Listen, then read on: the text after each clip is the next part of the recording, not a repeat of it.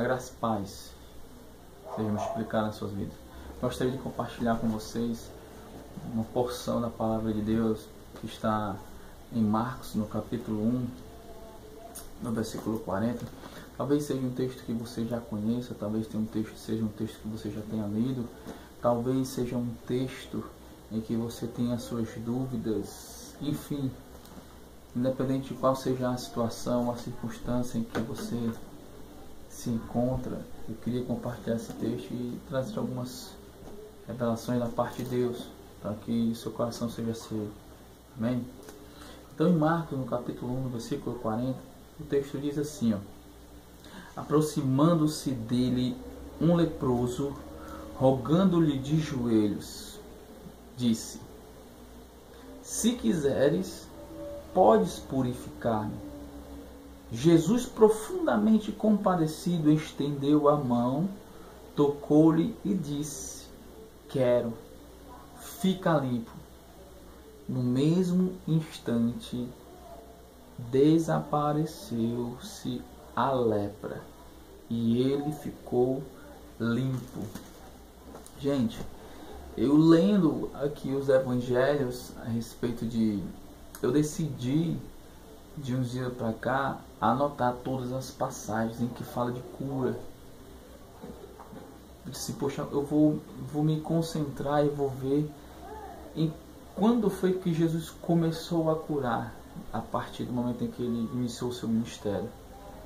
Então, quando eu comecei a ler o Evangelho de Mateus, né, você vai ver capítulo 5 e 6, Jesus ensinando lá no Sermão da Montanha, as bem-aventuranças, né, alguns princípios que nós podemos pegar para nós nos nossos dias, para que nós venhamos ter uma consistência, para que nós venhamos ser cristãos bem-sucedidos, né, com a postura, com caráter, com personalidade, enfim, com uma conduta certa. E eu percebi que quando Jesus desce do monte, a Bíblia diz, no capítulo 8 de Mateus, essa mesma passagem, no versículo 1 diz: descendo ele do monte, grandes multidões o seguiam. E nós sabemos que o que Jesus ia fazendo, de fato, de verdade, atraía as multidões. E eu sempre falo, gente, que as multidões, elas gostavam de seguir Jesus, de acompanhar Jesus, não porque de fato eles queriam entregar as suas vidas para Jesus, ou que verdadeiramente seguirei Jesus de todo o meu coração. Não, mas porque eles ficavam alegres em ver aquelas manifestações sobrenaturais de Jesus, né? Curas, milagres, ressuscitar os mortos. E a primeira vez que eu vejo nos evangelhos, quando você começa a ler Mateus, não sei se essa é o tempo cronológico verdadeiro, né? A primeira cura de Jesus. Não importa. O que eu quero que você entenda é o seguinte, é que no capítulo 8 de Mateus, a primeira manifestação de cura que nós vamos ver é essa do leproso. Ele desce do monte, o leproso se aproxima dele.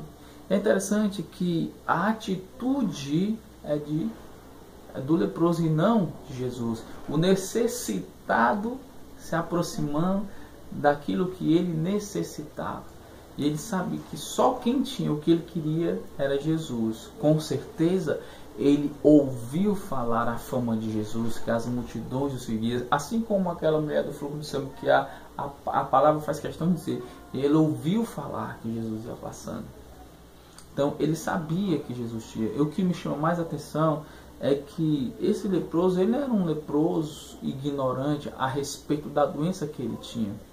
Naquele tempo, essa doença era uma doença que obrigava o doente a se auto-excluir. Existia uma lei que retirava aquela pessoa que estava contaminada, tirava do convívio da sociedade, do convívio da sua família, né, do seu trabalho, do seu cotidiano. Ele era tirado por causa da doença. E aí você tinha que passar um período fora, tinha que apresentar sacrifícios ao sacerdote, até que um dia, se fosse o caso, ele ia ser curado. Mas ele sabia que Jesus, ele descobriu que aquele homem que estava atraindo as multidões, e não, os ensinamentos de Jesus, as pessoas ficavam maravilhadas, as pessoas ficavam impactadas. Então ele, consigo mesmo, com certeza, pensou, se aproximasse daquele homem, ele receberia. E o que eu acho interessante, que é isso que eu quero que você entenda, é que esse leproso, ele se aproximou de Jesus tendo uma certeza. A certeza que ele tinha era que Jesus tinha o poder para curá-lo.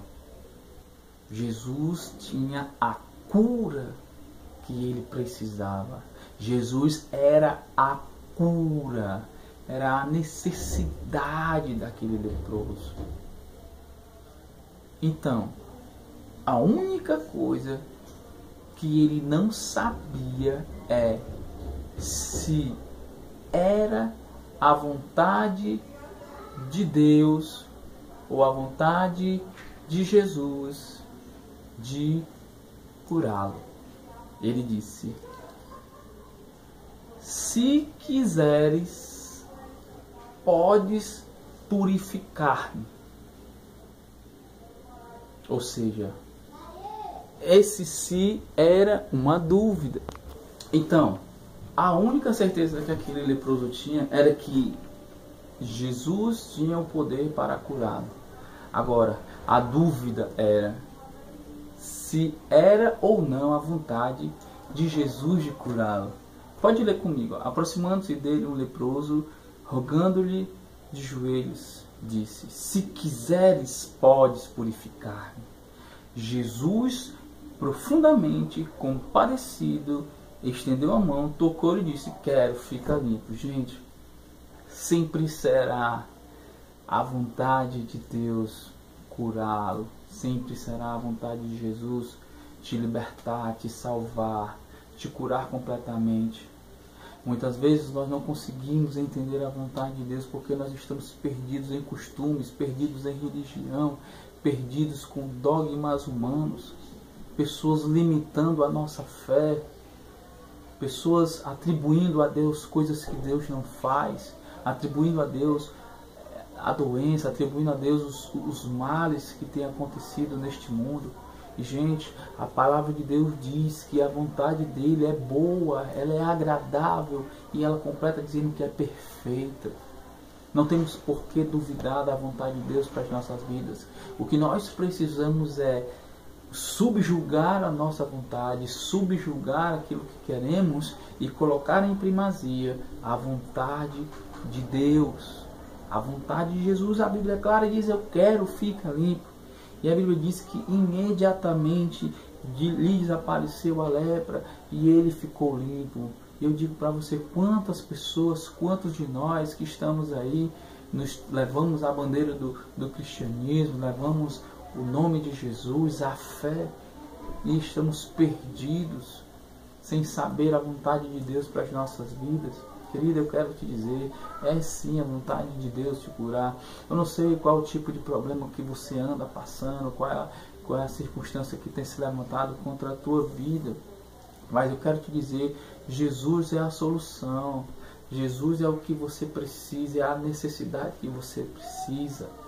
Então não perde tempo, considera Ele como aquilo que você precisa para a sua vida.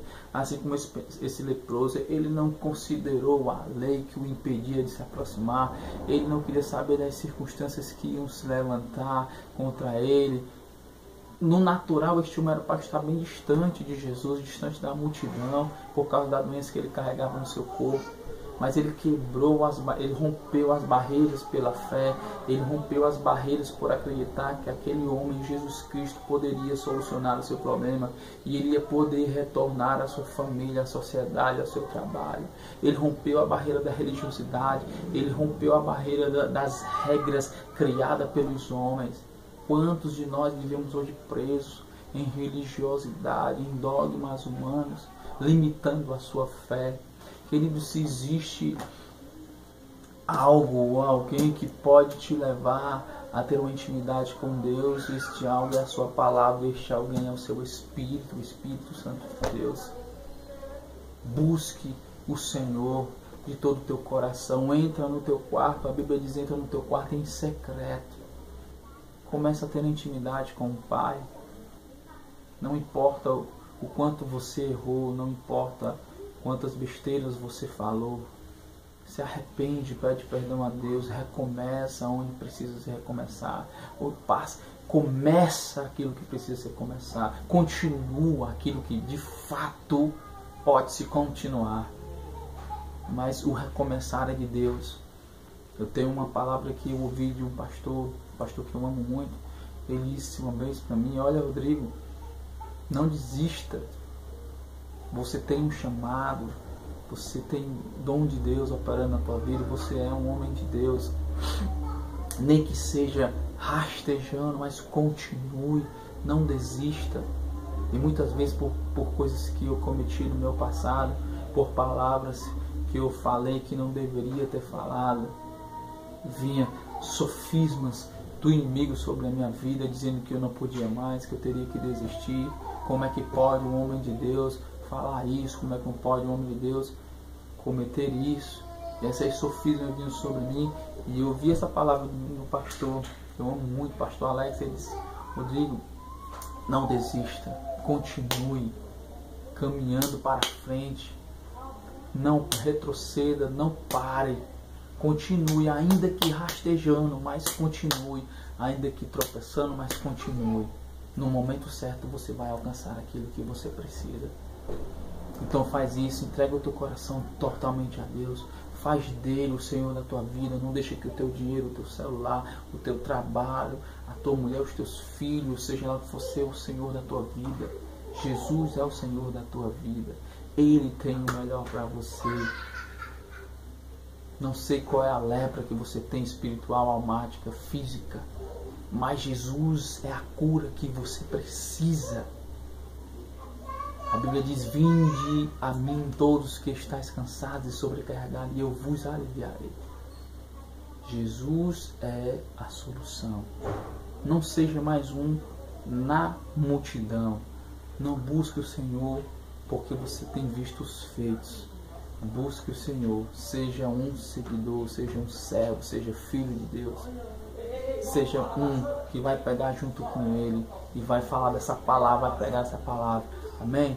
Que Deus abençoe a tua vida, querido. Jesus é a solução para o seu problema. Jesus é a chave. Jesus é a porta. Entre por ela e Deus te abençoe em nome de Jesus. Amém.